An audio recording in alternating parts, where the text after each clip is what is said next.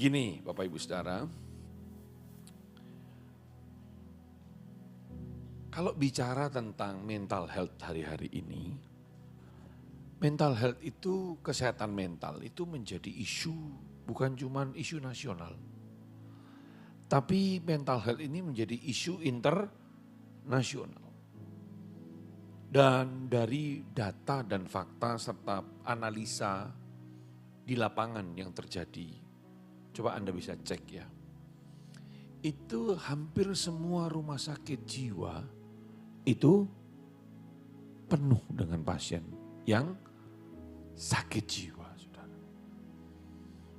Yang kena apa? Mentalnya. Makanya pada saat ini saya akan menyampaikan series tentang emotional health. Kalau Anda mengikuti beberapa bulan yang lalu, saya pernah membahas 3 minggu berturut-turut. Yaitu tentang yang namanya apa? Burnout, terus depresi, terus anxiety.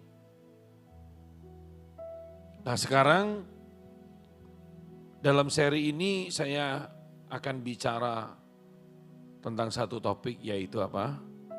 Hurry sickness. Bapak Ibu, kenapa mental health ini penting? Waktu saya belajar Alkitab ternyata saya mendapati satu kebenaran yang cukup menyedihkan. Seorang tokoh yang luar biasa yang bernama Musa,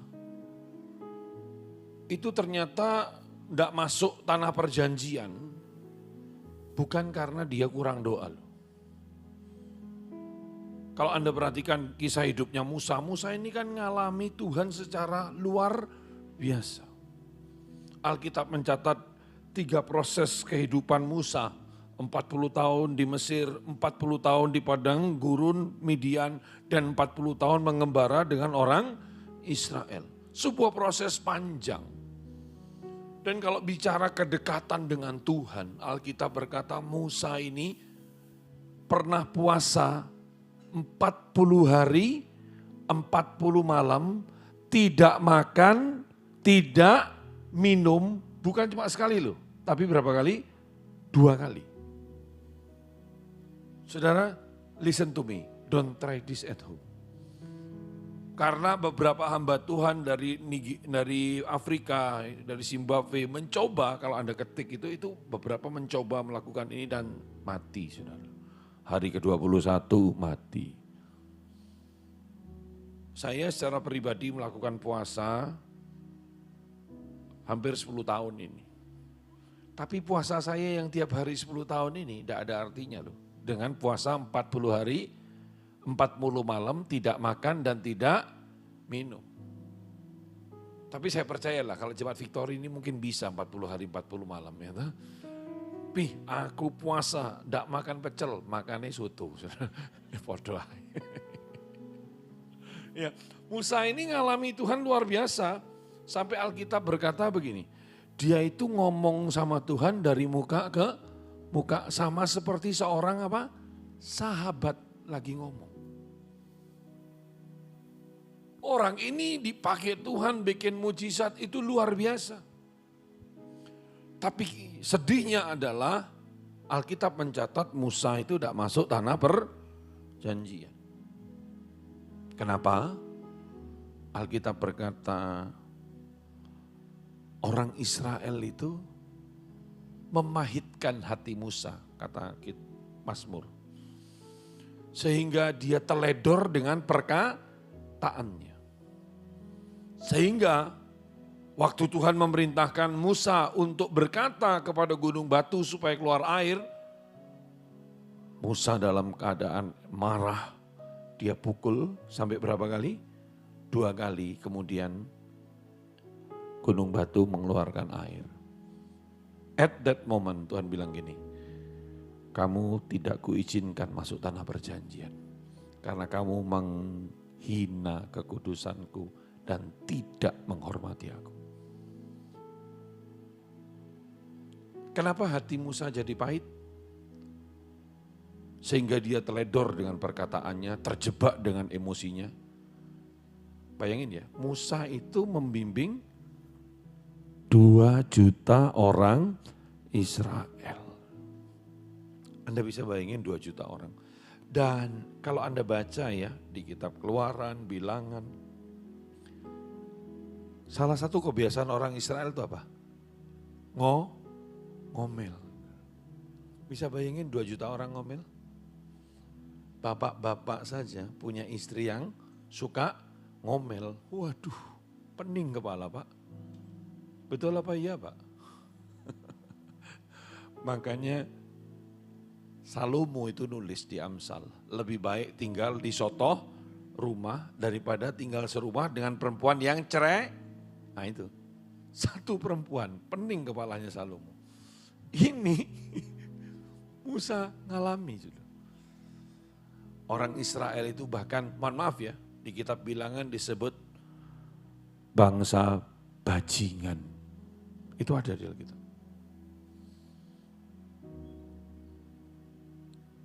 Dan Musa terjebak. Dia tidak bisa jaga apa? Emosinya jadi masalah. Tidak usah jauh-jauh deh di Indonesia. Bulan 8 kemarin terjadi pergerakan massa. Itu kan akibat dari orang yang ngomong satu kalimat yang apa? Menyakiti hati orang lain. Menyakiti masyarakat. Saudara, penting kita belajar tentang kesehatan mental ini. Minggu lalu Pak Pramono juga menyampaikan tentang mental health. Nah sekarang saya akan bicara khusus tentang yang namanya hurry sickness. Saya harus menyampaikan ibadah pagi dan sore sama, karena ini adalah suara gembala untuk Anda, supaya Anda ngerti, saudara.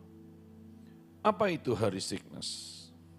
Hurry sickness itu adalah satu kondisi psikologis dan emosional di mana seseorang merasa apa?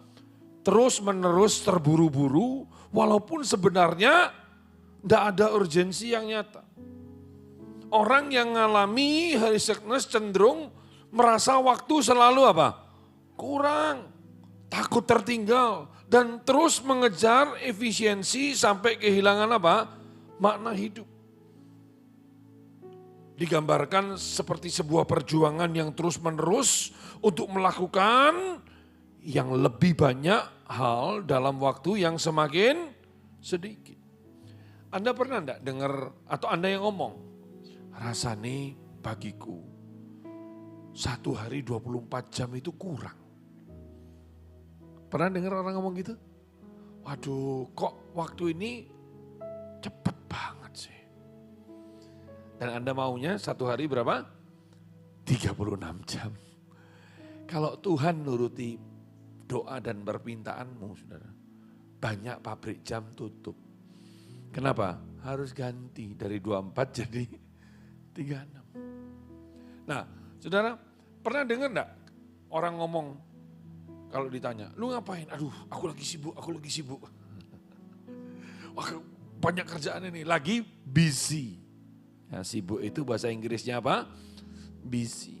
Nah ternyata saudara, busy itu punya akronim yang mengerikan. Busy itu artinya being under Satan's yoke. Ada di bawah apa? Kuknya setan. Ada seorang hamba Tuhan berkata, if the Satan cannot stop you, he will make you busy. Kalau setan tidak bisa menghentikan kamu, maka kamu dibuat apa? Sibuk. Ayo, berapa banyak Anda dulu tidak punya kerjaan, minta kerjaan sama Tuhan. Begitu dikasih kerjaan, karena kesibukan kerjaanmu, kamu lupa sama Tuhan. Kamu lupa beribadah. Kamu tidak punya waktu lagi untuk baca firman. Alasannya apa? Sibuk. Saudara, orang bisa ngalami hari sickness ini karena apa? Saudara tak kasih tahu ya. Kebenaran ini saya pelajari kurang lebih 6 bulan terakhir ini. Itu mereformasi banyak hal dalam kehidupan pribadi saya.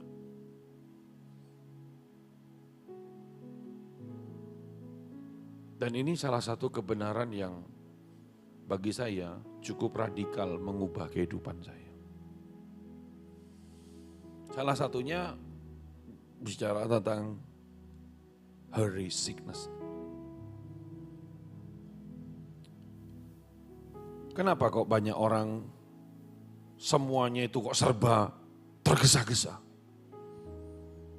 Perhatikan aja, dari hal yang sederhana ya, makan saja kepingin apa? Tergesa-gesa, makan cepat. Istilahnya makanan apa? Cepat saji. Loh, istilahnya saja apa? Fast food. Padahal kalau belajar dalam ilmunya kedokteran, boleh enggak makan cepat-cepat? Enggak boleh sebenarnya, enggak baik. Ya toh, makan itu harus dikunyah berapa kali? Halo dokter, berapa kali dok? Ya itu kan wis. Tapi karena semuanya serba tergesa-gesa, makan pun pengen cepat. Doanya juga apa?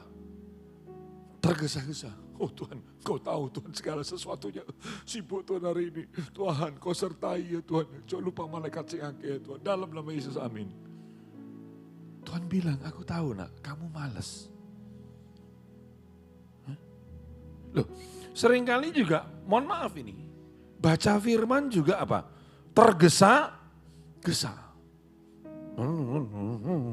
Ngerti? Enggak, sih penting pokok satu hari harus 5 pasal, wis pokok sing penting gandap ngerti gak ngerti, sing penting di moco sampai terakhir bilang yes wi aku wis ngerti wi Alkitab dari awal sampai akhir. Dari Kejadian sampai Wahyu aku hafal. Kejadian pada mulanya Wahyu, amin.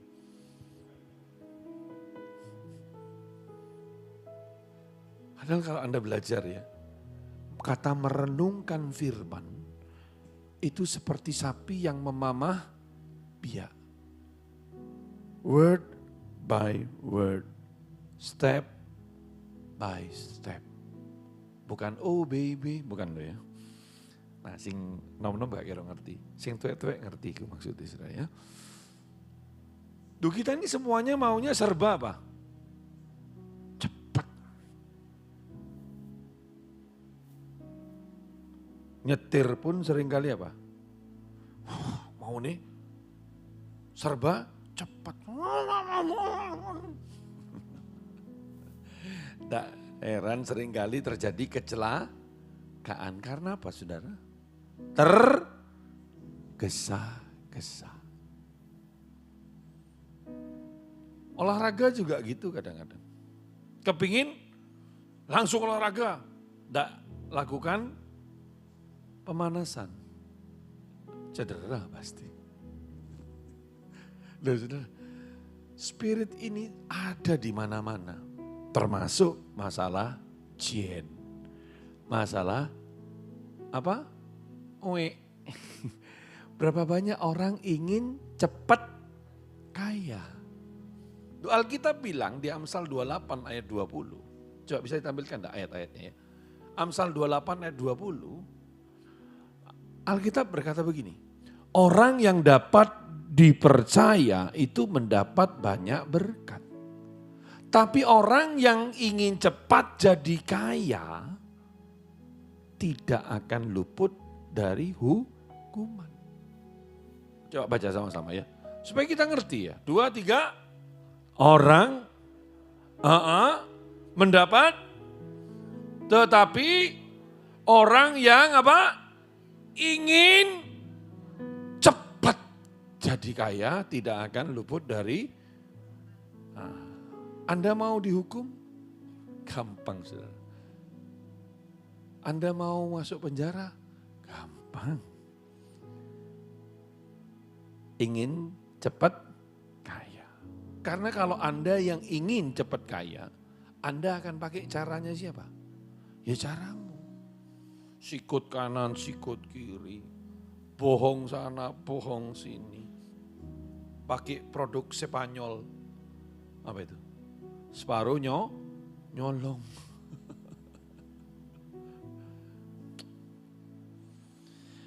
Dan banyak hal saudara. Orang seringkali tergesa-gesa. Waktu apa? Memutuskan untuk menikah.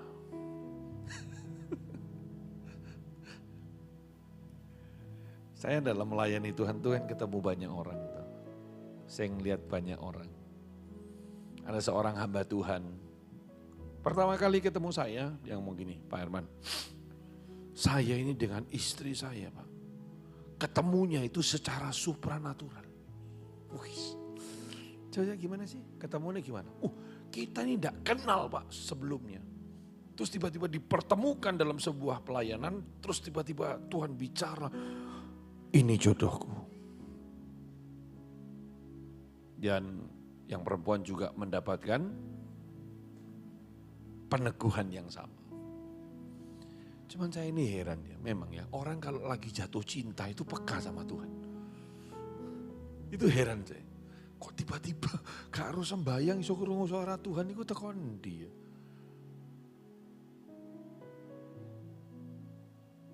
Saya sekarang ini kalau ketemu orang model-model kayak gini nih rada.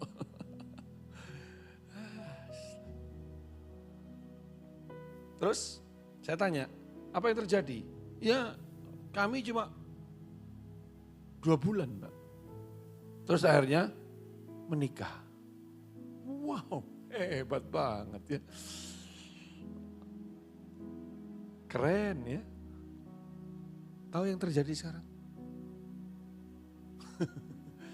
Disangka gampang rumah tangga.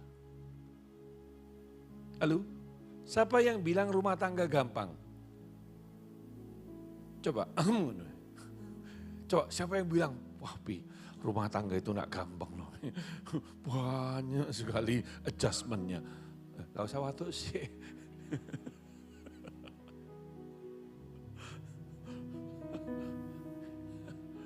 Saya tuh kadang-kadang heran ya, kalau orang gak belajar Alkitab itu kan seringkali bikin juk-juk yang lucu-lucu memang. Ada yang ngomong sama saya gini, heran ya Pak ya, Salomo tuh kok hebat ya. Punya istri dan gundik kalau dijumlah berapa? 1000. Itu kalau udah orang pinter kan susah ngapalinnya tuh.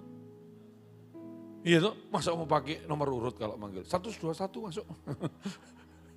Setelah 121 nanti 173 ya gitu. Kan enggak gitu toh. Iya toh. Terus saya ngomong gini, wah kalau saya enggak ngelihat itu.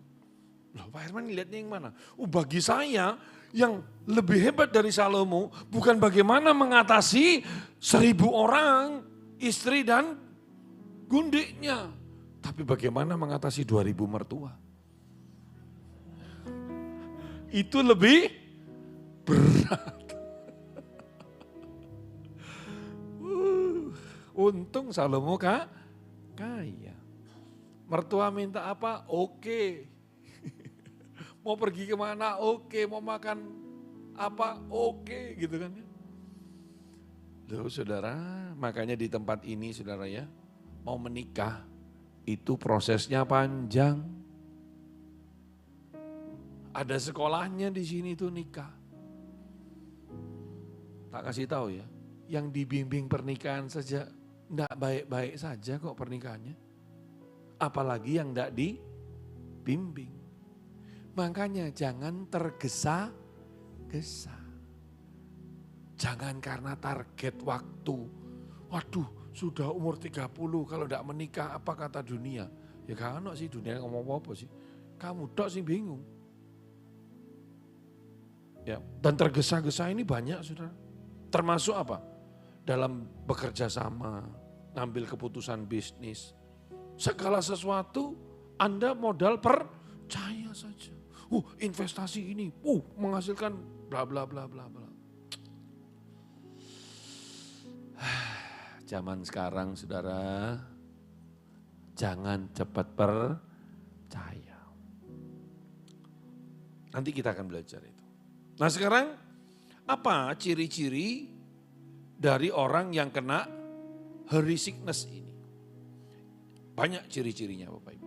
Yang pertama, orang ini selalu merasa waktunya enggak cukup. Padahal dia cuma ngelola satu perusahaan kecil. Rasanya waktunya sudah enggak cukup. Di sisi yang lain Pak Presiden Prabowo itu ngurusi sekian banyak hal, enggak pernah tuh bilang kekurangan waktu. Jadi nanti masalahnya bukan masalah waktunya, tapi bagaimana kita mengatur waktu, time managementnya. Ciri-ciri yang lain mudah tersinggung ketika harus nunggu. Karena dianggap kalau nunggu itu buang waktu. Saya ini tadi baru pulang, saudara, diundang oleh Bu Risma mantu. Undangan jam 1, saya datang I think setengah 2.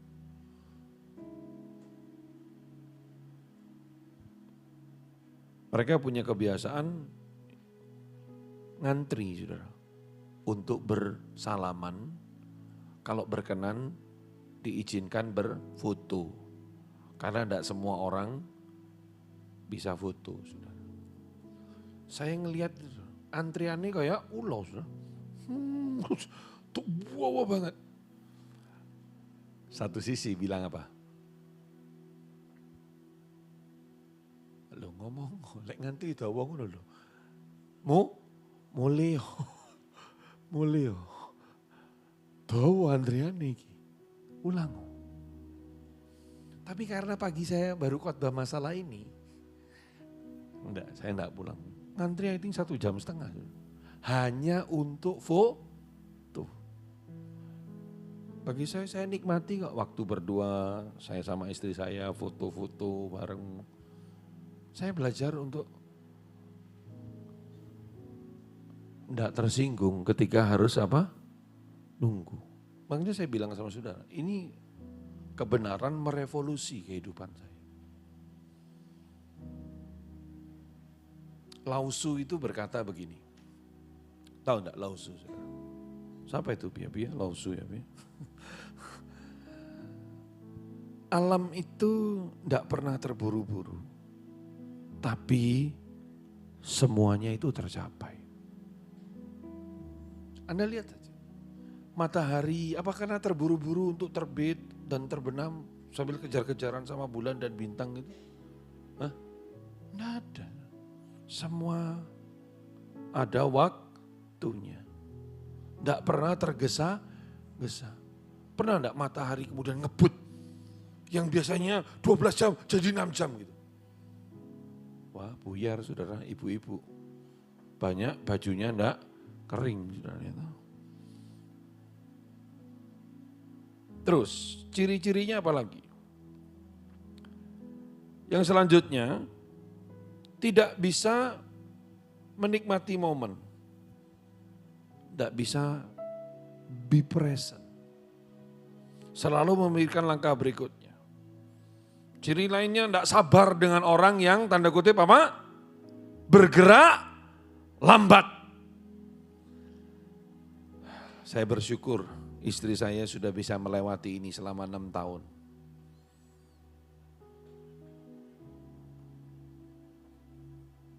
Dan ciri-ciri lainnya yaitu apa? Sulit beristirahat walaupun sedang libur. Merasa bersalah kalau enggak produktif. Saya dulu sering ditegur istri saya, saudara. Kok, kalau kamu liburan, handphone ku mateni. Ya kamu tuh waktumu dengan keluarga.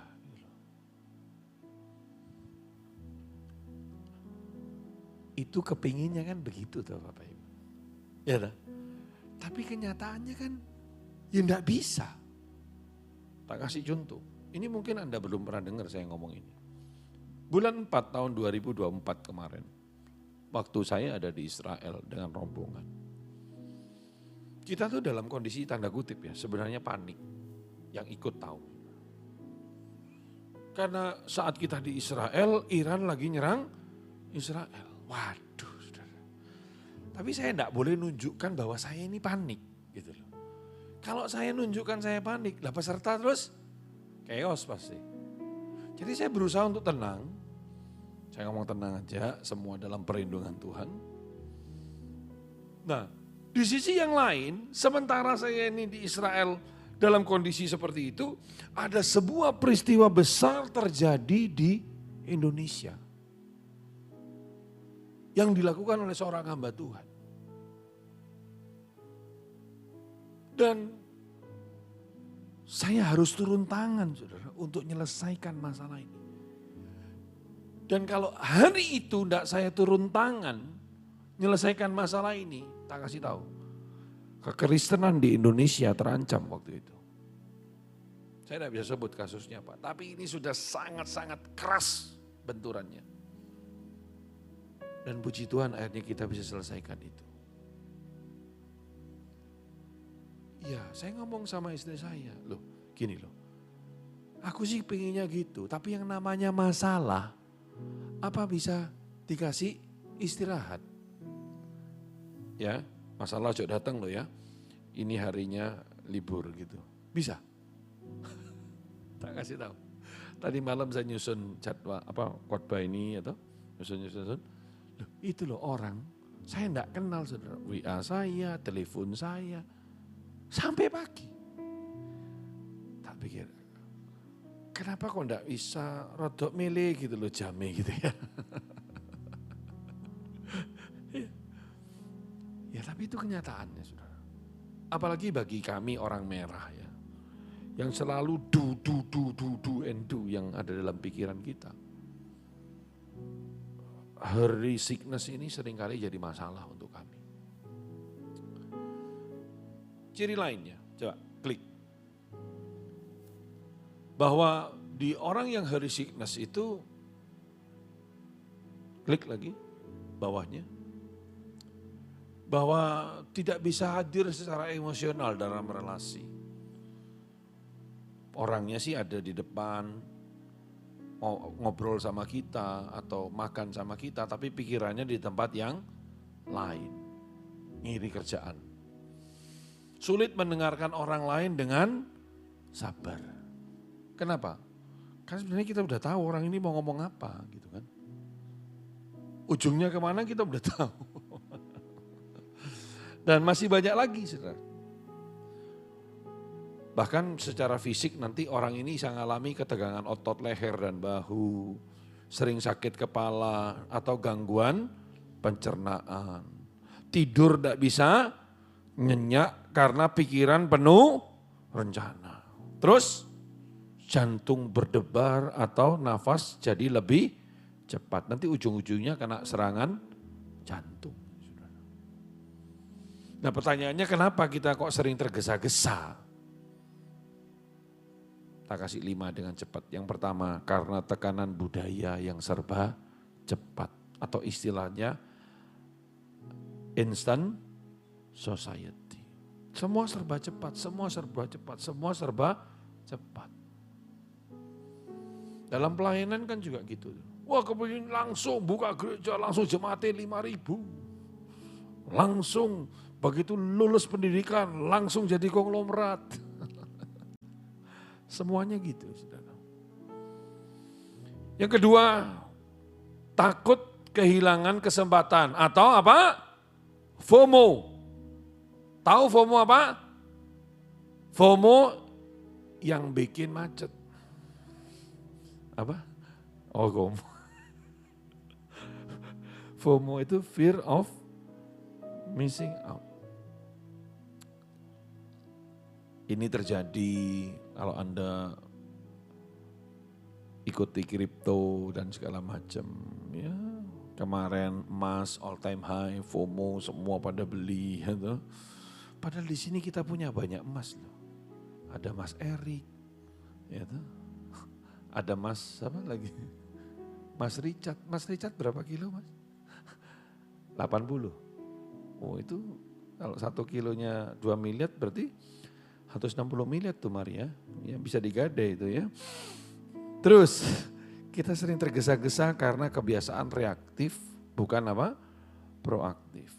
Kita tergesa-gesa karena apa? Kurang perencanaan dan disiplin waktu. Mau berangkat gereja, seringkali jadi masalah. Kenapa? Nggak disiplin waktu. Wis tahu mau berangkat, isik main game terus.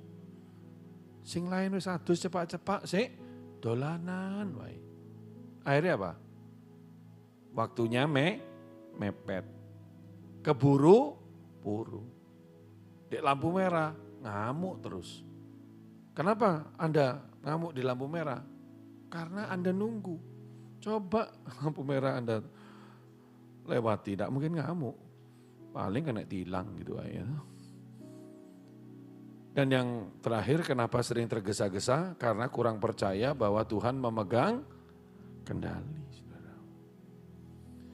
Alkitab berkata di Pengkhotbah 3, segala sesuatu itu ada masa dan waktunya. Semua ada waktunya. Ada waktu untuk lahir, ada waktu untuk mati. Ada waktu untuk berbicara, ada waktu untuk berdiam diri. Ada waktu untuk tertawa, ada waktu untuk apa? Nangis. Nah ini yang kemarin saya sharingkan di tim sosial. Yang mungkin tidak banyak orang mau. Ada waktu untuk membiarkan rugi. Wah ini Bi. Kalau orang Chinese ini dagang tidak mau apa? Rugi ya. Saudara tahu kenapa kok Adam dan Hawa itu jatuh dalam dosa? Konon katanya karena Adam dan Hawa bukan orang Chinese. Kalau Adam dan Hawa orang Chinese waktu itu. Waktu ditawarin ular untuk makan buah pengetahuan. Yang dimakan bukan cuma buahnya tapi ularnya sekalian. Saudara.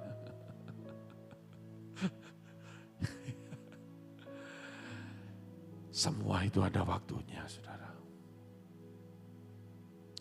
Seorang ahli, dia seorang teolog, seorang yang luar biasa. Namanya Dallas Willard. Dallas Willard ini berkata bahwa tergesa-gesa adalah musuh besar dari kehidupan rohani. Sekali lagi, Dallas Willard berkata bahwa tergesa-gesa adalah apa? Musuh besar dari kehidupan rohani. Yesus hidup dalam pelayanan yang luar biasa.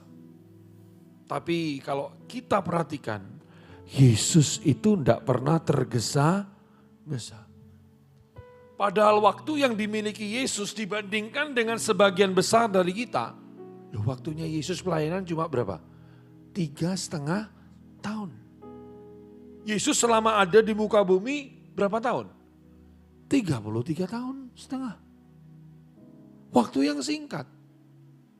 Erik berapa umurnya? Hah? 43, ini 10 tahun lebih tua dari Yesus. Iya kan? Tapi yang luar biasa, Alkitab mencatat Yesus itu menggenapi kehendak Bapa dengan sempurna. Dan kita lihat pengaruhnya sekarang. Berapa miliar orang yang percaya kepada Yesus. Padahal waktunya singkat. Efektif pelayanan 3,5 tahun.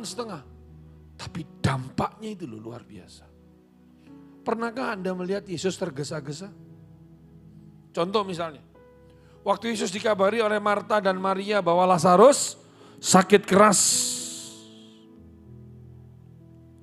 Kata sakit keras itu sebenarnya pengertiannya sekarat. Apa yang Yesus lakukan? Baca di Yohanes 11. Alkitab berkata Yesus sengaja menunda kedatangannya. Berapa hari? 2 hari. Sehingga waktu dia sampai ke tempat Marta dan Maria, Lazarusnya sudah mati. Berapa hari? 4 hari. Coba Anda ada di posisi Yesus atau kondisi yang ada pada Yesus itu kita tarik ke masa kini. Orang yang Anda sayang tiba-tiba sakit keras. Dan saudara-saudaranya ngubungi kamu. Ini loh sedang sakit keras ini. Pasti apa? Orang Surabaya bilang gopoh. Pasti tidak tenang. Bingung. Oh ya apa kia? Oh harus ngubungi siapa? Bingung karepe dhewe. Tapi Yesus enggak tuh. Itu yang saya belajar. Yesus tenang. Bahkan waktu dia ngelihat Lazarusnya mati, apa dia bilangnya? Aduh, sorry ya Maria, sorry ya Marta, aku telat. Sampai duluru mati, sakno yo, sorry ya. Apa gitu? Enggak. Waktu dia tahu Lazarus mati, Alkitab berkata, yang mati dibangkitkan. Luar biasa tuh saudara. Yesus datang bukan menyembuhkan tapi membangkitkan. Ada mujizat yang lebih besar. Nah sekarang pelajaran selanjutnya. Apa kata Alkitab tentang tergesa-gesa ini? Yuk kita lihat yang pertama. Amsal 19 ayat yang kedua. Mari kita baca bersama-sama. Amsal 19 ayat yang kedua. 2, 3. Tanpa pengetahuan, kerajinan pun tidak baik. Orang yang tergesa-gesa akan salah langkah. Itu ada di PPT-nya. Yuk sekali lagi baca sama-sama. 2, 3. Tanpa pengetahuan, kerajinan pun tidak baik. Orang yang tergesa-gesa akan salah langkah. Pepatah Indonesia mengatakan rajin pangkal kaya. Rajin pangkal, hemat pangkal. Iya. Tapi tak kasih tahu ya. Kita ini harus punya point of view yang benar. Tidak semua orang rajin kaya. Tidak semua orang rajin berhasil. Kalau orang rajin tidak punya pengetahuan, maka Alkitab berkata apa? Tidak baik. Makanya Anda itu perlu belajar. Supaya punya apa? Pengetahuan. Pengetahuan itu adalah kunci keberhasilan dalam hidupmu. Makanya jangan heran. Sekarang yang namanya perguruan tinggi, untuk mendapatkan pengetahuan, kalau Anda pergi ke universitas-universitas hebat di dunia, itu biayanya mahal pakai banget, saudara. Tadi pagi itu ada anak-anak universitas dari UNESA datang kurang lebih 9-10 orang gitu. Saya ngobrol sama mereka, saudara. Kan tadi pagi hujan gitu ya, saya ngobrol sama mereka. Kamu dari mana? Oh ada yang dari Papua, ada yang dari Medan, dari beberapa kota di Indonesia. Terus saya tanya, kamu di sini kuliah jurusan apa? Macam-macam. Nah dari mereka ada beberapa yang istilahnya dapat jalur prestasi. Waktu dapat jalur prestasi tak tanya, kamu dapat beasiswa? Iya Pak, semua dibayarin termasuk dikasih uang saku. Saya tanya, berapa uang sakunya kalian sebulan? 2 juta. Lumayan. Gak kerja, DKI 2 juta saudara. Ya itulah kenyataan bahwa kita harus tahu biaya pendidikan itu mahal sebenarnya, saudara. Makanya bersyukur ya kalau pemerintah kita bisa memberikan beasiswa seperti itu. Taiwan memberikan beasiswa dalam jumlah yang lebih besar. Kenapa perlu pengetahuan? Supaya waktu kita punya pengetahuan dibarengi dengan kerajinan, hasilnya bisa maksimal. Kalau dalam ilmunya probabilitas, kalau ada 2 hal maka muncul kemungkinan ada 4. Dikatakan apa? Tanpa pengetahuan kerajinan pun tidak baik.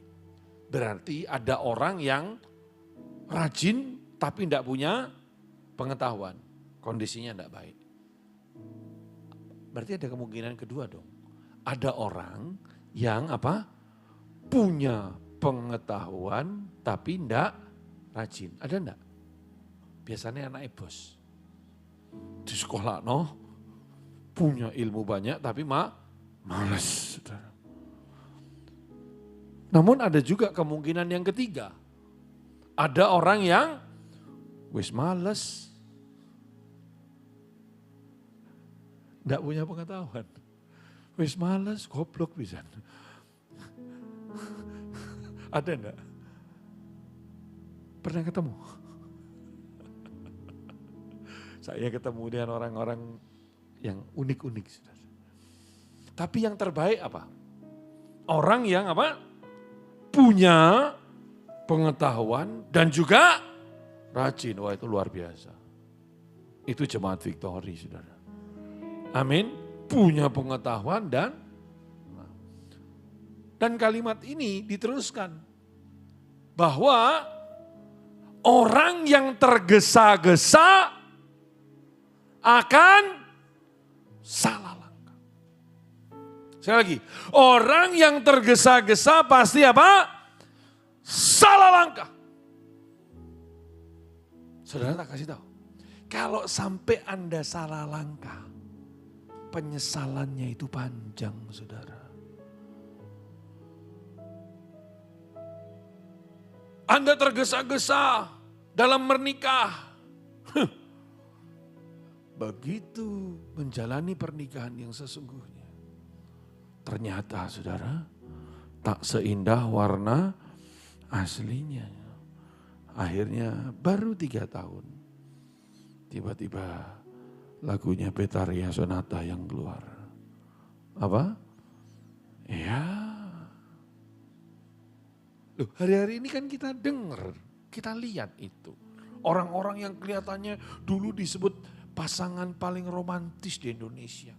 Waktu mereka menikah dikatakan hari patah hati nasional.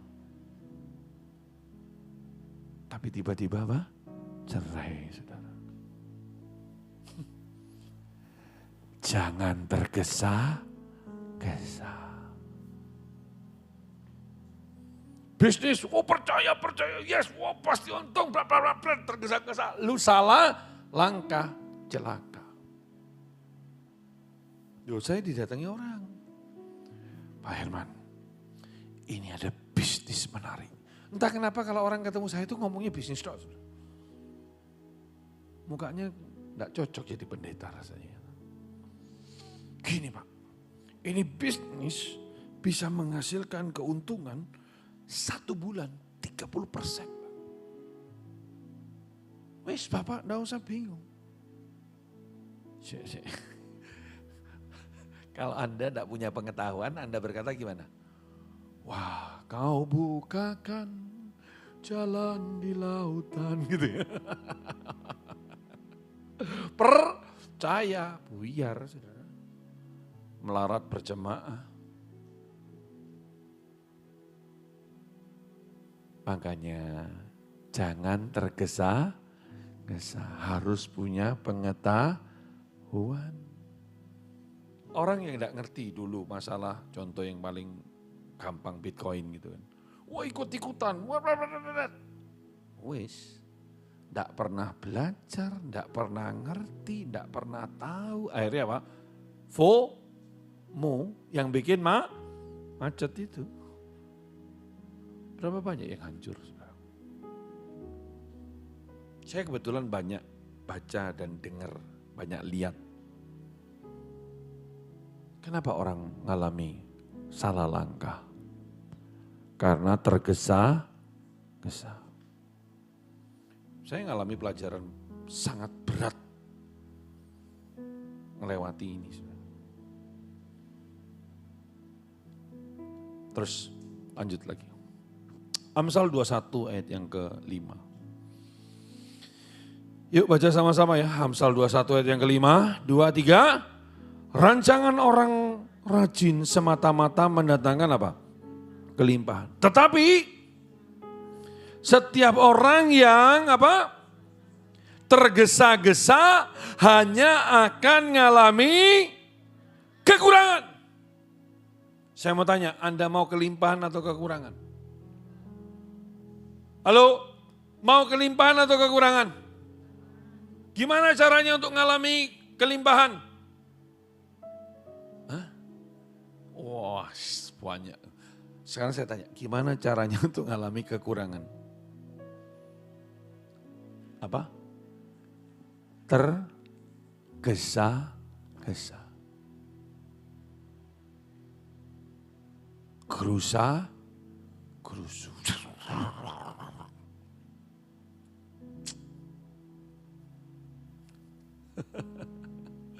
Hati-hati lo ya. Zaman sekarang kayak begini ini masih banyak loh orang yang percaya sama dukun. Yang bisa menggandakan uang. Pernah dengar enggak ada satu dukun namanya, keren, namanya nama Alkitab, Taat. Tuh. Anda pasti tidak pernah tahu tuh. Karena Anda bacanya cuma Alkitab tok. Cuma pendetamu ini sing moco nih macam-macam. Ya. Dan mereka percaya loh bahwa orang ini bisa menggandakan uang.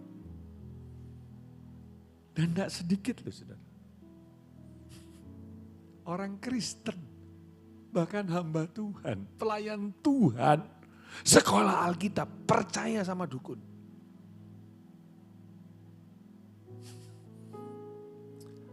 Bisa membuat orang kaya. Duh, saya kan mikir, loh kalau dia bisa bikin orang kaya, kenapa dia sendiri enggak kaya? Gampang tuh. Tapi orang terbujuk karena tergesa-gesa.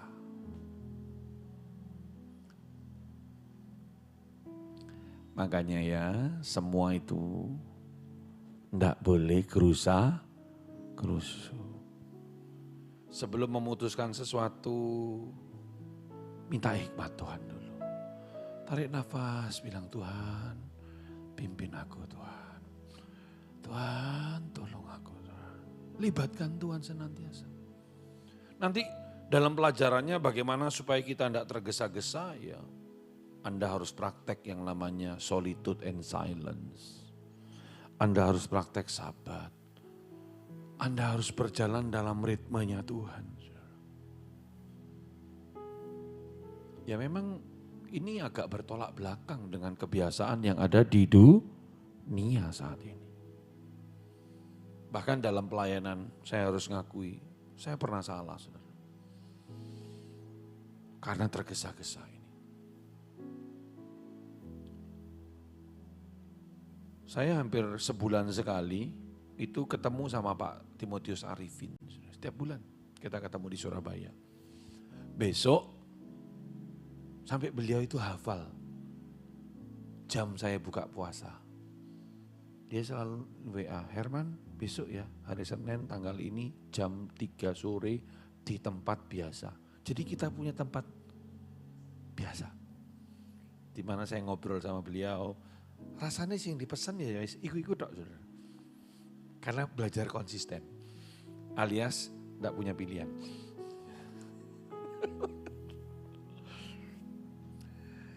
Nah saya ini kan orang yang suka tanya. Jadi kalau saya ketemu orang besar, orang berpengaruh, orang yang lebih gitu kan.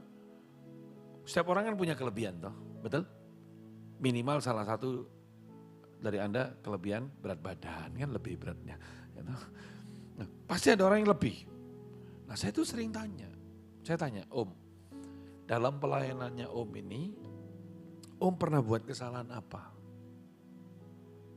Dia ngomong, saudara, Herman ingat, salah satu kesalahan yang Om buat, Om itu terlalu cepat ngangkat orang.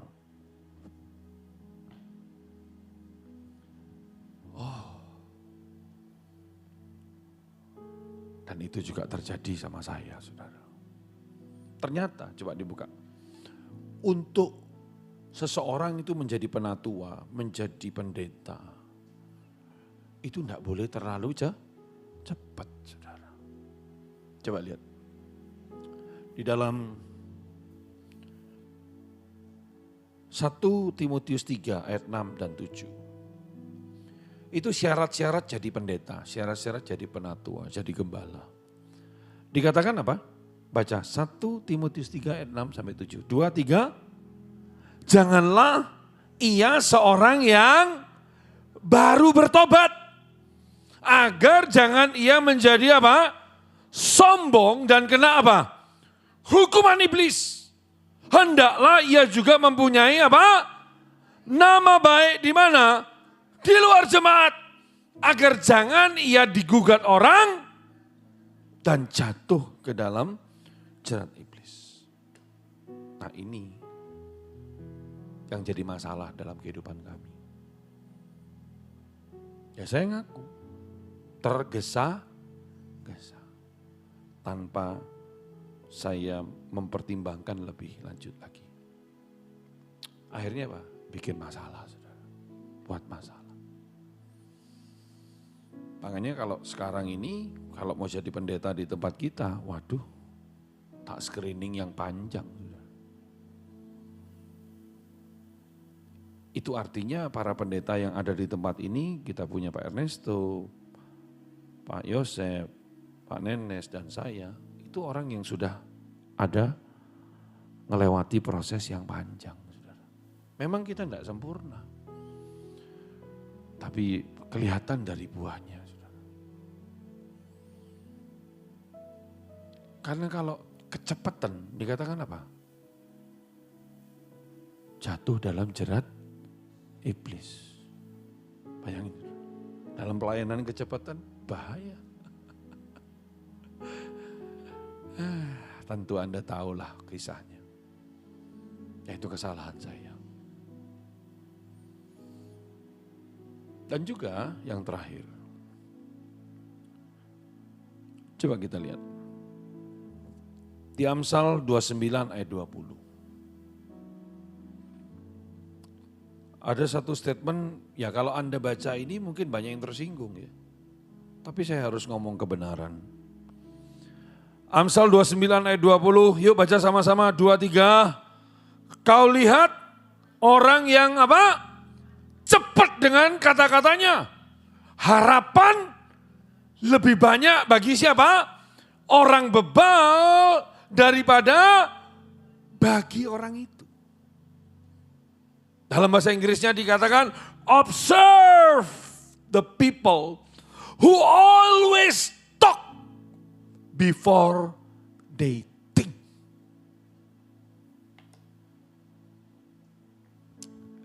Perhatikan ya. Kalau Anda belajar kitab Amsal itu selalu memperbandingkan antara orang benar, orang bijak, orang saleh dengan orang bebal, orang berdosa, orang bodoh. Selalu perbandingan. Dan bicara tentang perbandingan ini Anda harus tahu bahwa antara orang bodoh sama orang bebal itu ada perbedaan yang signifikan. Bodoh itu artinya enggak ngerti, enggak tahu, enggak bisa, tapi masih bisa diajar untuk ngerti, tahu, dan bisa. Jadi contoh gini, ini orang bodoh ya. 2 tambah 1 berapa? 7. Ini orang bodoh jawab. diajari, salah. 2 itu tambah 1 ini, 1, 2, 3. Berapa? 3. Ditanya lagi, berapa? 3. Dari enggak tahu, enggak ngerti, enggak bisa, jadi ngerti, tahu, dan bisa. Tapi orang bebal itu beda. Orang bebal itu kalau istilah saya goblok kuadrat. Ini orang bebal. 2 tambah 1 berapa? 7. Keliru. Tak ajari ya. Ini 2 tambah 1. 1, 2, 3. Jadi 2 tambah 1 berapa? 7. Mau apa? Ada kayak gini, saudara. Pernah enggak ketemu orang kayak gini? Hah? Iki loh, Bi, sebelahku, Bi. Diajarin gini. Hai suami, kasihilah istrimu, ya, kasih istrimu. Kan ini teman sewaris.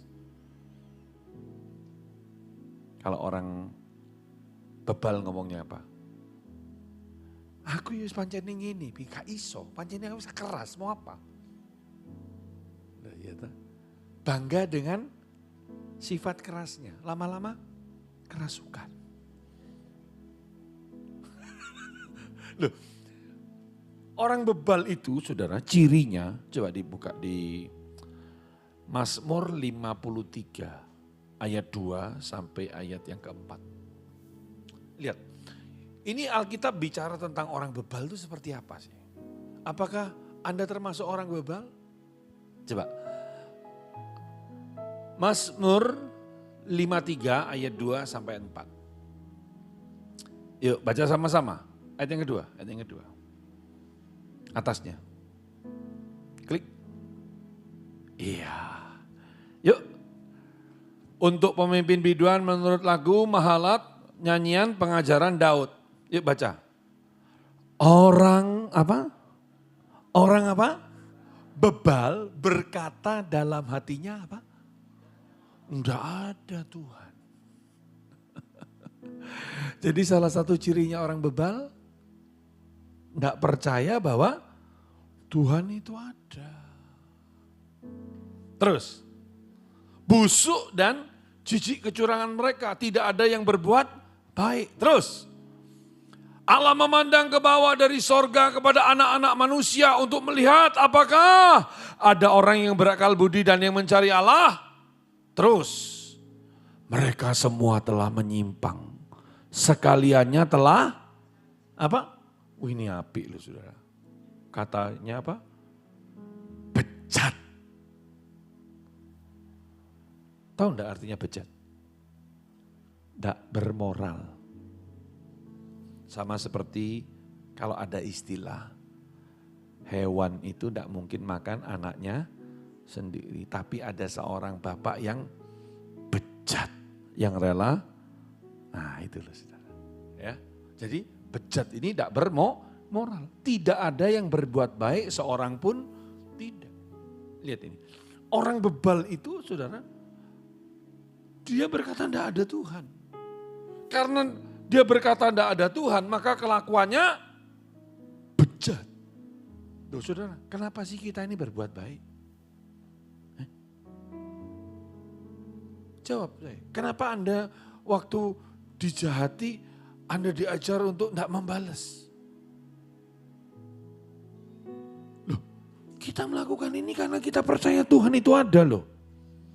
Bahwa Tuhan itu tidak tertidur, Gusti ora sari. Bahwa pembalasan itu haknya siapa? Hanya Tuhan.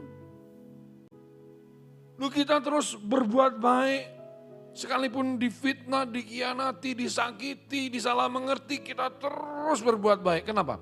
Karena kita percaya Tuhan itu ada. Tapi orang bebal berkata apa? Tidak ada Tuhan. Bayangin kalau kita berkata tidak ada Tuhan, kelakuannya apa? Ngawur kabeh, bejat kabeh. Ini orang bebal. Tapi dengar ini, jangan kaget. Alkitab berkata tadi di Amsal 29 ayat 20, kalau Anda terlalu cepat dengan kata-katamu, engkau ngomong dulu baru mikir. Tak kasih tahu loh. Harapan bagi orang bebal lebih banyak daripada kamu. Bandingkan sendiri aja. Berarti kondisimu apa? Parah banget. Kenapa? Karena engkau terlalu cepat dengan apa? Perkataanmu. Tergesa-gesa. Saya menemukan banyak hal dalam pelayanan. Orang yang waktu kepepet, waktu susah, mereka punya nasar di hadapan Tuhan. Alkitab bilang di Pengkhotbah 5, coba tampilkan dan kita selesai dengan ini. Pengkhotbah 5. Ayat yang ketiga.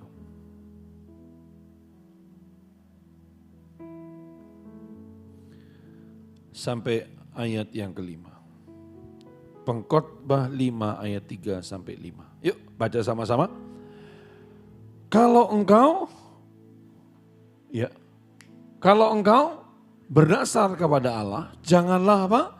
Menunda-nunda menepatinya. Karena ia tidak senang kepada orang-orang bodoh. Tepatilah nasarmu. Berarti kalau Anda bernasar tidak menepati, di hadapan Tuhan Anda tergolong orang bodoh. Lebih baik engkau tidak bernasar daripada apa? Bernasar tetapi tidak menepatinya. Terus, janganlah mulutmu membawa engkau ke dalam dosa. Dan janganlah berkata di hadapan utusan Allah bahwa engkau khilaf.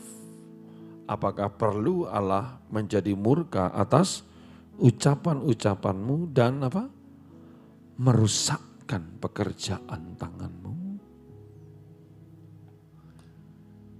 Seringkali saudara kalau kita kepepet, apalagi zaman COVID dulu. Aduh, waktu mereka kena COVID banyak yang nasar. Saudara. Tapi kalau aku sembuh, aku mau melayani Tuhan. Kalau aku sembuh, aku mau memberikan yang terbaik. Kalau aku sembuh. Itu waktu kena COVID. Sekarang saudara mau tahu? Jangankan melayani, jangankan memberi, ibadah sudah tidak pernah saudara. Terlalu cepat mengucapkan nasar. Hati-hati. Olehnya belajar yuk malam ini. Jangan terjebak dengan tergesa-gesa. Percayalah semua itu ada waktunya. Dan kita tahu waktu Tuhan itu waktu yang terbaik bagi kita. Amin. Tundukkan kepala yuk sama-sama kita berdoa.